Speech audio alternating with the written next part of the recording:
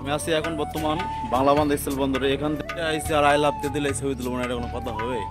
ছবি তুলে এখন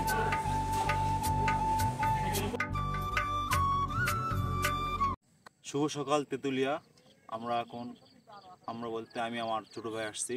আমরা এখন এই মুহূর্তে অবস্থান করতেছি মহানন্দা নদীর পাড় থেকে। আমি যেখানে বসে আছি এখানেই বাংলাদেশ সীমান্তর প্রায় আর কিছু দূর গেলে বাংলাদেশ সীমান্ত শেষ হয়ে যাবে। আর ওদিকে এই যে লোকগুলো পাথর তুলেছে, ওরা এভাবে পাথর উত্তোলন করে জীবিকা নির্বাহ করে। বিষয় যে আমরা আইছিলাম কাঞ্চনজঙ্ঘা দেখার উদ্দেশ্যে, কিন্তু আকাশ মেঘের কারণে আমরা কাঞ্চনজঙ্ঘা সেভাবে পুরোপুরি দেখতে পারলাম না। এখন তেঁতুলিয়ার আশপাশ ঘুরে ঘুরে দেখবো। মামাটা ব্রিজের নাম কি বললেন? Indian bridge Siliguri. আমরা এখন ভারতীয় বর্ডার সংলগ্ন ইন্ডিয়ান ব্রিজ, তেঁতুলিয়া ব্রিজ দেখবো।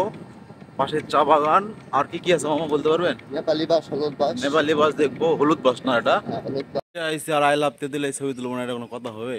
এই ছবি তুলে নিলাম, এটাই অনেক। ঠিক আছে, এখন ঠিক এই মুহূর্তে বসে আছি মহানদা নদীর খুব কাছে। আর পাশে একটা কাঠগোলাপের পুরনো একটা কাঠগোলাপের গাছ দেখা যাচ্ছে। আর ফাঁকা জায়গায় যেটা দেখা যাচ্ছে, যেদিকে চোখ যাবে সব ইন্ডিয়ান সীমান্তর। নিচে নিচে নামানো একবারে আইন, আন্তর্জাতিক আইন হিসেবে নিষিদ্ধ।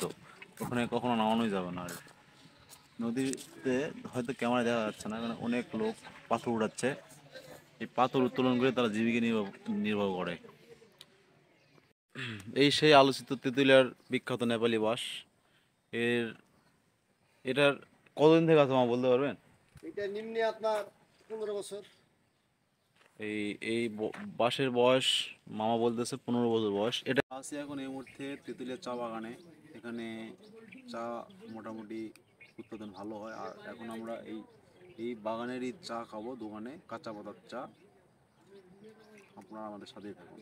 এই তেঁতুলিয়া চা বাগানে, এটাই সেই বিখ্যাত চা বাগান। এখান থেকেই ধরা যায় যে তেঁতুলিয়ার সর্ববৃহৎ চা বাগান এটাই। এখান থেকেই মোটামুটি উন্নত মানের গুণগত চা উৎপাদন হয়। মানে এখান থেকে চা পাতাগুলো কারখানায় যায়। এক কথায় যে এই বাগানটাই তেঁতুলিয়ার সর্বোচ্চ, মানে সবচেয়ে ভালো একটা বাগান, বড় বাগান। এই যে বাগানে দাঁড়ায় আছি, নতুন কুশি বের হয়েছে, এই যে দেখেন। ঠিক আছে, এখন এই মুহূর্তে আছি তেঁতুলিয়ার একটি চা ফ্যাক্টরিতে। তেঁতুলিয়ার বিভিন্ন বাগান থেকে চা পাতা উত্তোলন করে এখানে ফ্যাক্টরিতে জমা দিয়ে দিচ্ছে। মানে এখান থেকে চা উৎপাদন হবে। আর কারখানাটা দেখুন যে পরিমাণে কেমন চা পাতা ছাড়াই করতেছে। আর গাছ, এই যে গাড়ি থেকে মাল আনা করতেছে। এটা হচ্ছে তেঁতুলিয়ার একটি চা ফ্যাক্টরি। তেঁতুলিয়ার একটি চা ফ্যাক্টরিতে কর্মীরা কাজ করতেছে, কেমন দেখুন।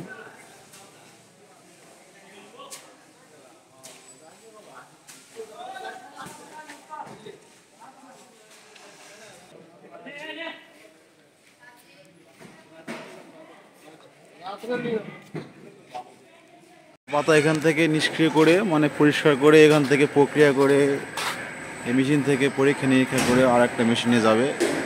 এই যে ভিতরে একটা ইঞ্জিন আছে, ইঞ্জিনে পরীক্ষা করে মানে একবারে খাওয়ার উপযুক্ত চা তৈরি হবে। আর পুরো চা ফ্যাক্টরিটাই যে এরকম, এখান থেকে সব চা পাতাগুলো পরিশোধিত হবে, মানে পরিষ্কার করা হচ্ছে যে পাতাগুলো কি নেওয়া যাবে কি যাবে না, এরকম সিস্টেম।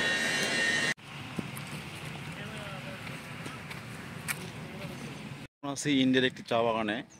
এখানে দু বাংলার লোকই এই চা বাগানে ঢুকতে পারবে। আমার পিছনে পুরোটাই ইন্ডিয়া বর্ডার। আর আমি যে চা নাড়তেছি এটা কিন্তু ভারতের চা, কিন্তু এগুলো কে কিচ্ছু বলবো না। এখন নিউ দার্জিলিং হোটেলের রেস্টুরেন্টে ঢুকবো। এখানে দুপুরে খাওয়া দাওয়া করবো। আর এখানে খাওয়া দাওয়া করে আবার বাংলা বান্ধার উদ্দেশ্যে বেরোবো। আমরা এই হোটেলে এখন পরবর্তী খাওয়া দাওয়ার জন্য এখন খাওয়া দাওয়া করবো। আমি আছি এখন বর্তমান বাংলা বান্ধ স্থল বন্দরে। এখান থেকে কাঠমান্ডুর দূরত্ব 494 কিলোমিটার। থেম্পি ভুটানের দূরত্ব হচ্ছে 286 কিলোমিটার। আর সিকিমের দূরত্ব 154 কিলোমিটার। এটাই সেই বাংলা বান্ধ স্থল বন্দর। এখান থেকে ভারতের আমদানি রপ্তানি, বাংলাদেশ ভারতের মধ্যে আমদানি রপ্তানি হয়। এই দেখুন, ওয়েলকাম টু বাংলা বান্ধ, ওয়েলকাম টু বাংলা বান্ধা, বাংলা বান্ধ স্থলবন্দর। দেশের কয়েকটা স্থলবন্দরের মধ্যে বাংলা বান্ধা স্থলবন্দর অন্যতম। এখান থেকে ভারতের কম বেশি প্রায় সব কিছুর আমদানি রপ্তানি হয়।